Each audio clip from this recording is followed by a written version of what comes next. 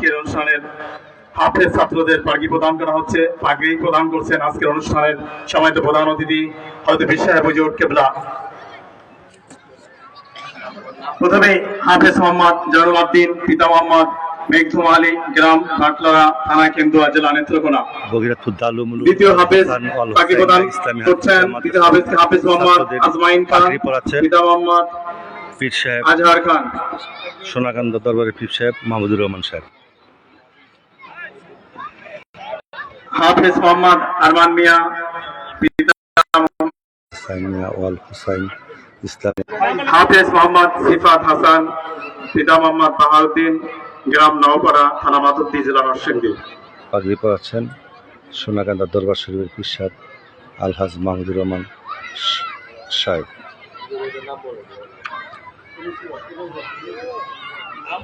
হাফেজ মোহাম্মদ রাকিবুল হাসান, পিতা মোহাম্মদ উজ্জ্বল মিয়া, গ্রাম বড়ইয়া, থানা ফুলপুর, জেলা ময়মনসিংহ।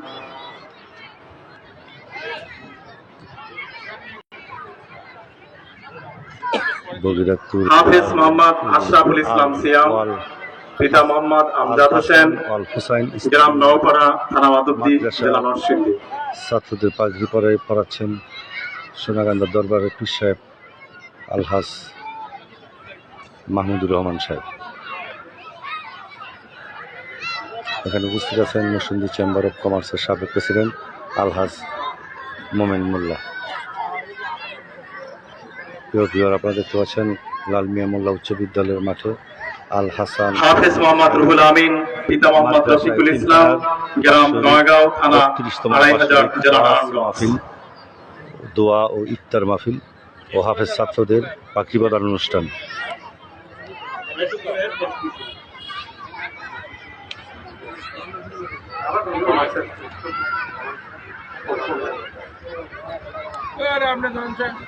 হাফেজ মোহাম্মদ রুহুল আমিন, পিতা মোহাম্মদ রফিকুল ইসলাম, গ্রাম নোয়াগাঁও, থানা ২৮০০০, জেলা নারায়ণগঞ্জ।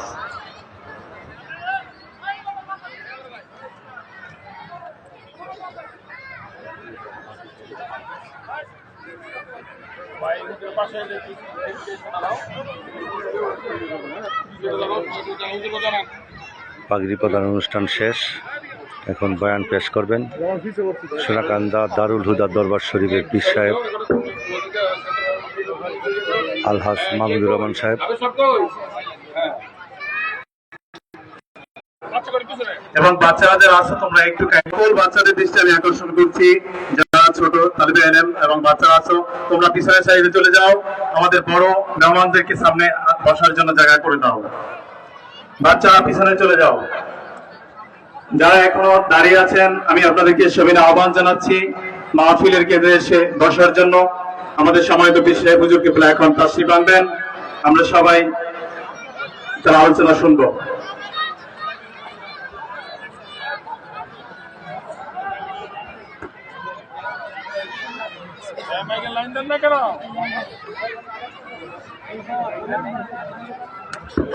বগিরাতপুর দারুল উলুম আল হাসান ওয়াল ইসলামিয়া হাফিজিয়া মাদ্রাসা সোনাকান্দা। আসসালামু আলাইকুম ওয়া রাহমাতুল্লাহি ওয়া বারাকাতুহু।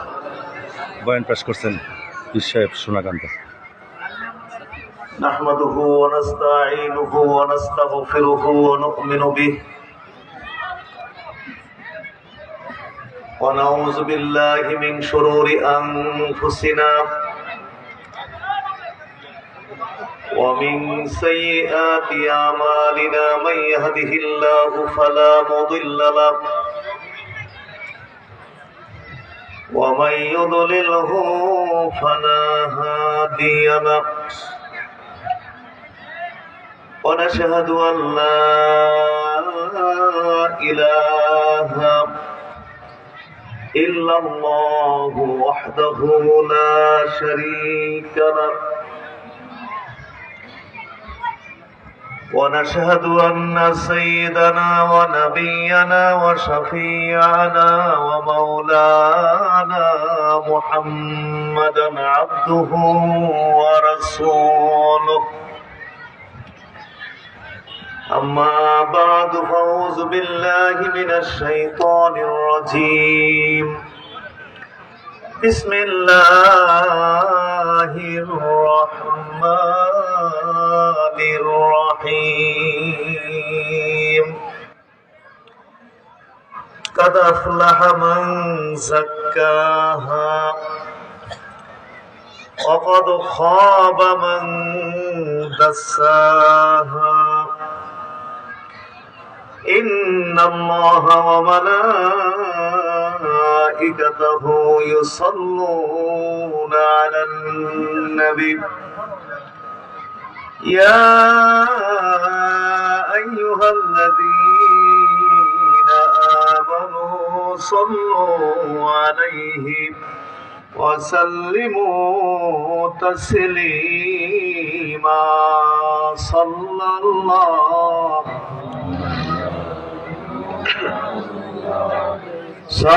الله عليه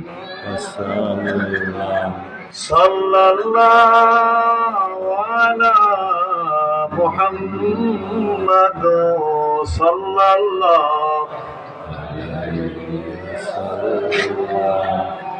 محمد سيد الكونين والثقلين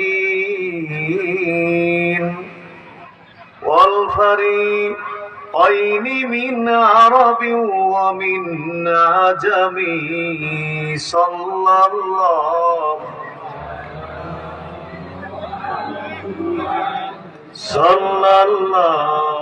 عليه صلى الله على محمد صلى الله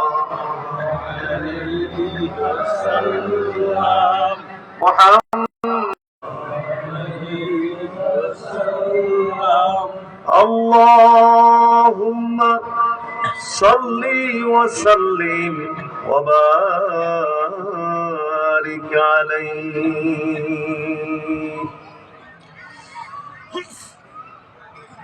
ভগীরথপুর হাজী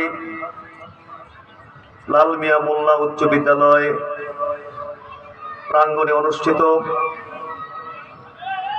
ভগীরথপুর দারুল উলুম আল হাসান আল হুসাইন ইসলামিয়া হাফিজিয়া মাদ্রাসা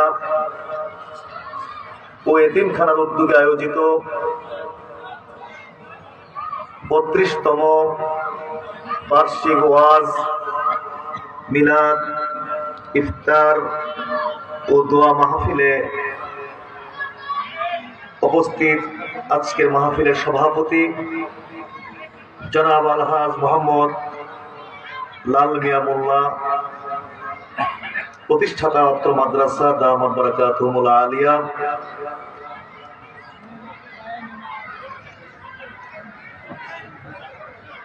উপস্থিত রয়েছেন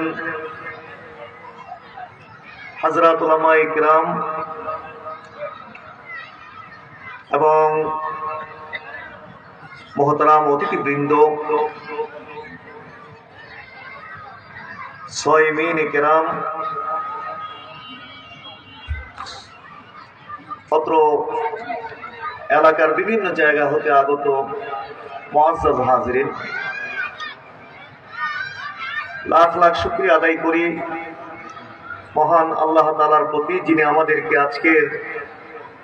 আজকের এই গুরুত্বপূর্ণ ইফতার মাহফিলে, দোয়ার মাহফিলে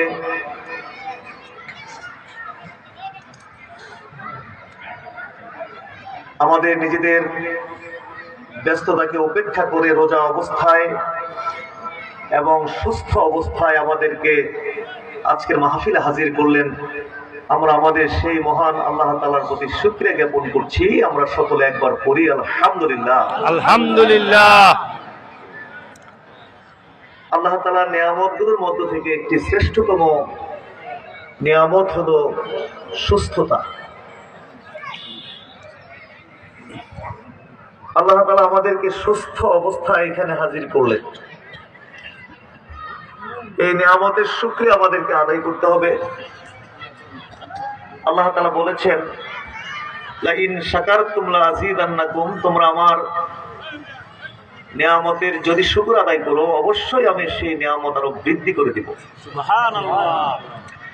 ওয়ালাইন কাফারতুম ইন্না আযাবি লাশাদীদ, আর যদি তোমরা আমার নিয়ামতের কুফরি করো, আমার নিয়ামতের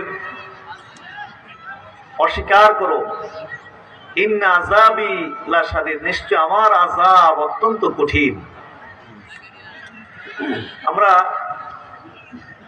আল্লাহ নিয়ামতের শুকরিয়া আদায় করতে চাই না,